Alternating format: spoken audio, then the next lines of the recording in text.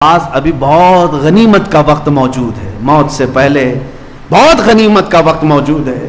5 چیزیں میں ذکر کر کے اپنی گفتگو کو سمیٹتا ہوں۔ میرے آقا صلی اللہ علیہ وسلم کی ایک حدیث ہے، اللہ کے حبیب صلی اللہ تعالیٰ علیہ وسلم ارشاد فرماتے ہیں 5 چیزیں آنے سے پہلے غنیمت جانو۔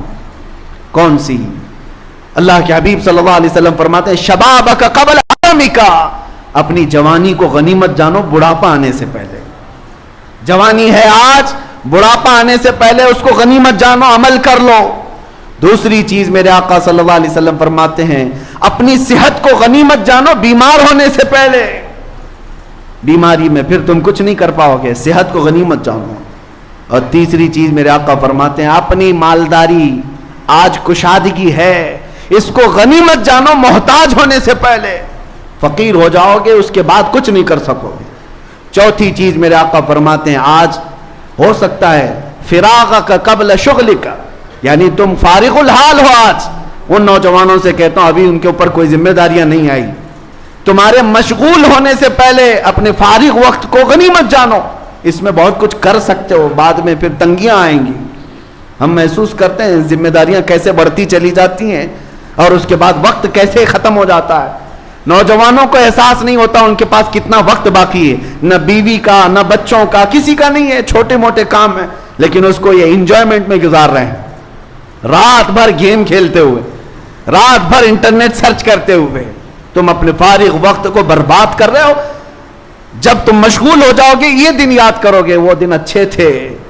غنیمت جانو۔ 5ویں چیز جو سب سے بڑی ہے، میرے آقا صلی اللہ علیہ وسلم فرماتے ہیں جوانی کو بڑھاپے سے پہلے، صحت مندی کو بیماری سے پہلے، مالداری کو محتاجی سے پہلے، فارغ الحالی کو مشغولی سے پہلے، یہ سب اپنی جگہ پر، لیکن زندگی کو غنیمت جانو موت آنے سے پہلے۔ ہو سکتا ہے بیماری میں کچھ کام کر لے جاؤ گے، بڑھاپے میں کچھ کام، لیکن موت آنے کے بعد تو کچھ نہیں ہو سکتا، سارے اعمال منقطع کر دیے جائیں گے، سب ختم ہو جائے گا۔ عزیزان گرامی وقار، اللہ تبارک و تعالیٰ نے جو تمہارے پاس وقت عطا کیا ہے اس وقت کا استعمال کرو، یوٹیلائز کرو اس کو، اور اس کو برباد نہ کرو۔ میں ان نوجوانوں کو ایک درس دینا چاہوں گا جنہوں نے اپنے آپ کو ہلاک کر دیا، اپنے آپ کو برباد کیا۔ تمہیں حدیث پتہ ہے قیامت کے دن میدان محشر میں کتنی لوگ ہوں گے اللہ بہتر جانے۔ آدم علیہ السلام سے لے کر قیامت تک پیدا ہونے والا ہر ایک وہاں جمع ہوگا، اور رسول پاک صلی اللہ علیہ وسلم ارشاد فرماتے ہیں اس وقت تک کسی کو پاؤں ہٹانے کی اجازت نہیں ہوگی جب تک رحمان کا یہ سوال پورا نہیں ہوتا۔ اللہ تبارک و تعالیٰ کی طرف سے 5 سوالات ہوں گے، ان میں پہلا سوال کا جواب جب تک نہیں دے گا کوئی پاؤں نہیں ہٹا سکے گا۔ صحابہ نے پوچھا یا رسول اللہ کیا سوال ہوگا؟ حضور فرماتے رب تعالیٰ سب سے پہلے پوچھے گا میں نے تجھے جوانی دی تھی کہاں کہاں خرچہ کیا؟ یہ پہلا سوال ہے، اور اس سوال کا جواب دینے کے لیے لوگوں کو 500 سال لگ جائیں گے، کوئی 300 سال، کوئی 400 سال، 500 سال لگ جائیں گے۔ جواب دیتے رہو کہاں کہاں خرچہ کیے۔ آج اگر میں کھڑا ہو کر کے آپ سے پوچھوں تو گھنٹے لگ جائیں گے، تو پورا دن کا حساب بتاؤ، پورا دن کیا کیا کیے۔ تمہیں پوری زندگی کا پوچھا جا رہا ہے۔ اسی لیے میرے عزیزو، اپنے آپ کو جنہوں نے برباد کیا، اپنے آپ کو جنہوں نے تباہ کیا، وہ قیامت کے دن صرف اور صرف رسوائی اور ذلت کے علاوہ کچھ نہیں دیکھیں گے۔ آج بھی وقت ہے اٹھو، وگرنہ حشر نہ ہوگا پھر کبھی، دوڑو کہ زمانہ چال اپنی چل گیا۔ عزیزان گرامی وقار، مجھے یہ کچھ باتیں دہلا دیتی ہیں۔ تم نے اپنے آپ کو تباہ کیا، کسی کی نہیں سنی، کسی کی نہیں سنی۔ تم نشے میں اپنے آپ کو برباد کرتے رہے، لیکن جانتے ہو کئی ایسے ہیں، میں جنازوں پر شریک ہوا، ان کی چھوٹی بچیاں چھوٹے بچے روتے رہ گئے، باپ بڑی جوانی میں چلا گیا۔ کیوں گیا؟ اپنے آپ کو نشہ میں برباد کر کے خود ہی مر گیا، لیکن ان بچوں سے ہمیشہ کے لیے باپ کا سایہ ختم، گھر میں بیٹھی ہوئی عورت کو بیوہ کر کے چلا گیا۔ تجھے پتا ہے موت تو اپنے وقت پر آتی ہے، لیکن خودکشی کرنے والا یہ جہنمی ہے، اپنے آپ کو تباہ و برباد کرنے والا جہنم میں جا رہا ہے۔ نوجوانوں کچھ تو سوچو۔ جس بچے کو اگر ہم یہ کہیں کہ بیٹا آ جا اللہ کی طرف، تو اسے یہ لگتا ہے ہمارے اپنے کرنے سے کسی کو کیا فرق پڑتا ہے، پیسہ میرا ہے، وقت میرا ہے، لائف میری ہے۔ نہیں، تمہیں پتہ نہیں تم سے کتنی زندگیاں جڑی ہوئی ہیں، تمہارے ماں کی، تمہارے باپ کی، تمہاری اولاد کی، تمہارے بھائی بہنوں کی، سب کی زندگیاں تمہارے ساتھ جڑی ہوئی ہیں. تمہیں درد ہوتا ہے تو پورے خاندان کو درد ہوتا ہے، سب کو تکلیف ہوتی ہے. اس لیے نوجوانوں سے میں کہوں گا تمہارے پاس جو وقت ہے اس کو اپنے آپ کو برباد کرنے میں صرف نہ کرو. آؤ اللہ کی طرف. ایک نوجوان کی بات بتا کر کے میں ختم کرتا ہوں. اللہ کی ذات پر جب کسی کو یقین آتا ہے تو مولا جیتے جی جو اسے انعام عطا کرتا ہے. بغداد میں ایک نوجوان تھا، بڑے پیسے والا، بہت مالدار تھا، بہت پیسہ تھا، لیکن اس پیسے کا استعمال کہاں کرتا؟ عیاشی میں. کبھی شراب خریدے، کبھی جوے پر جائے اور کبھی عورتوں کے مزے لیتا رہے. یہی اس کا روز کا کام تھا. لیکن اس کی عادت یہ تھی کہ جو کرتا تھا اپنی ڈائری میں لکھتا بھی رہتا تھا. بے حیا جو کیا اس کو لکھ کر کے بھی رکھے، آج میں نے اتنی عیاشی کی ہے، آج یہ کیا، آج زنا کیا، آج فلاں کیا، ڈکا، سب کچھ. ایک دن بازار گیا، ایک عورت اسے پسند آئی. اس کو کہا کیا میرے گھر چلے گی؟ آج پیسہ دوں گا.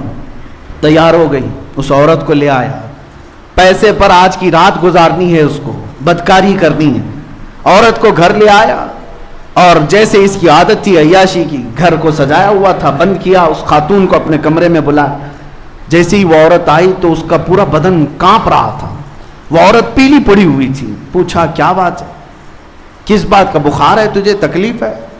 وہ عورت کے آنسو چھلک پڑے. کہا میں فاحشہ اور طوائف نہیں ہوں، میں بدکار نہیں ہوں، میں ایک بیوہ خاتون ہوں. میرے 3 بچے پچھلے 4-5 دن سے بھوکے ہیں. مجھے کوئی مارکیٹ میں کام بھی نہیں دیتا. میں کام کر کے بچوں کو کماؤں کھلاؤں.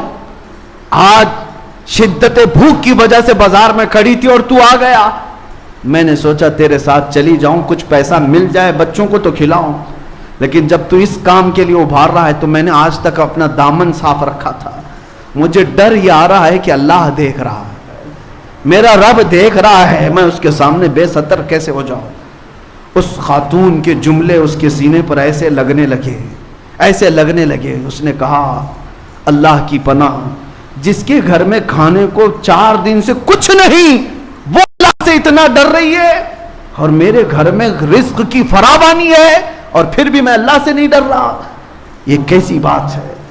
اس کا دل بدل گیا، رونے لگا کہ میں بہت بڑا نکما، بہت بڑا کمینہ، بہت بڑا گنہگار.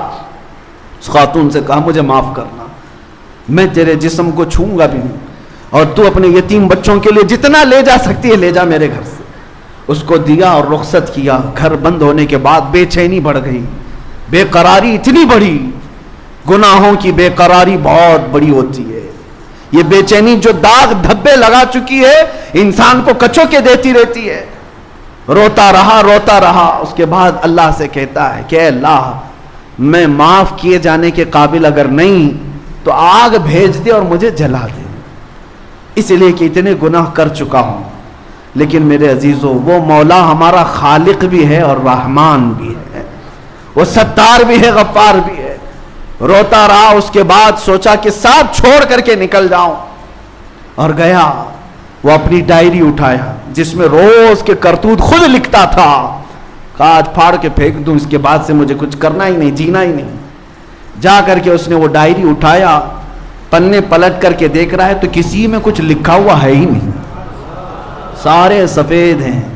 جو برسوں سے اپنے گناہ لکھ رہا تھا وہ سب صاف ہیں، کچھ نہیں ہے. وہ گھبرایا، ادھر ادھر تلاشا، اس کو کیا ہو گیا؟ غیب سے ندا آئی، جب کوئی دنیا چھوڑ کر ہمارے پاس آتا ہے، دنیا کی کتاب کو جب ہم مٹا سکتے ہیں، اس کے نام اعمال سے بھی سارے سیئات کو بدل سکتے ہیں. رب تبارک و تعالیٰ کی ذات پر جب بندہ یقین کر کے آتا ہے تو مولا اس کی پچھلی زندگیاں سب معاف کر کے اسے ایک صحیح زندگی عطا کرتا ہے. آج میں یہی دعوت دینا چاہتا ہوں، گھبراؤ مت، نا امید نہ ہو، پریشان مت ہو. اگر ہم سے خطائیں ہوئی ہیں سب چھوڑ کر کے آؤ، وہ رحمان کے دروازے ابھی کھلے ہیں. اس کا توکل کا دروازہ بہت بڑا ہے. وَمَن يَتَوَكَّلْ عَلَى اللَّهِ فَهُوَ حَسْبُهُ، جو اللہ پر بھروسہ کر لے اللہ اس کے لیے کافی ہے. قرآن کہتا ہے فَإِن تَوَلَّوْا فَقُلْ حَسْبِيَ اللَّهُ، اگر لوگ منہ پھیر لیں اے رسول آپ کہہ دیں اللہ میرے لیے کافی ہے. قرآن میں اللہ نے سکھایا حسبنا اللہ ونعم الوکیل، نعم المولا ونعم النصیر. جن لوگوں نے کہا اللہ ہمارے لیے کافی ہے، کیا ہی بہترین مددگار ہے، کیا ہی بہترین وکیل ہے۔ اللہ فرماتا ہے اللہ ان کی ہر بری چیز کو اچھائی میں بدل دے گا، ان کی ہر تکلیف کو اللہ تعالیٰ آسانی میں تبدیل کر دے گا۔ اور رب تعالیٰ کی بارگاہ میں دعا کرتا ہوں مولا کریم ہماری ٹوٹی بکھری ہوئی زندگیوں کو اچھائیوں میں تبدیل فرما دے، ہمارے سیئات کو حسنات میں تبدیل فرما دے۔ ہم نے اپنے پیروں پر جو کلاڑیاں ماری ہیں، اے قدیر و جبار خدا ان زخموں کو تو سی دے، اے اللہ ہمارے گناہوں کے دھبوں کو تو صاف کر دے۔ مولا ہم سے اور ہماری خطاؤں سے اتنی دوری پیدا کر جتنا مشرق و مغرب کے درمیان دوریاں ہیں۔ اے کریم خدا ارحم الراحمین، جب تو اپنے بندوں کو دھلنے پر آئے تو جنت کے غسالے سے انہیں دھل دیا کرتا ہے۔ اے کریم خدا جمعہ کے اس مقدس دن میں تیرے حبیب کے شہدائی تیرے دربار میں جو مانگ رہے ہو صرف اتنا کہ ہمیں پاکیزہ زندگی عطا فرما دے۔ اے اللہ تو اپنا خوف ہمارے سینوں میں عطا فرما۔